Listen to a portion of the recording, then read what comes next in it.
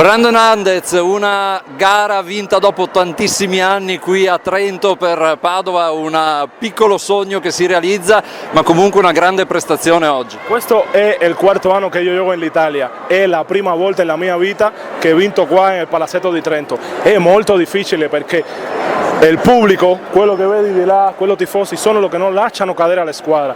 Questa squadra in altro palazzetto senza questi tifosi non è lo stesso, e veramente sono molto emozionato perché tutta la squadra, anche quello che hanno entrato in panchina, hanno contribuito con quella vittoria.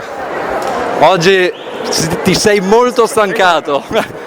Madonna, impossibile, già c'è l'addominale, la schiena, era tutto già bloccato, io volevo finire la partita. Comunque senti, serviva una reazione dopo la brutta gara con Verona, è arrivata forse anche più di quanto ci si aspettava. Il problema è che in Verona quello che non si sa è che tanti di noi teniamo infortuni e giochiamo con un po' di dubbio perché dobbiamo gestire, perché il campionato è molto lungo e una partita non fa la differenza. Guarda, abbiamo preso 3-0 con Verona, ma abbiamo vinto in questo palazzetto e possiamo vincere anche 3-1 e 3-0 se non impegniamo di più, ma questa è una squadra grande e va bene la vittoria ci sta.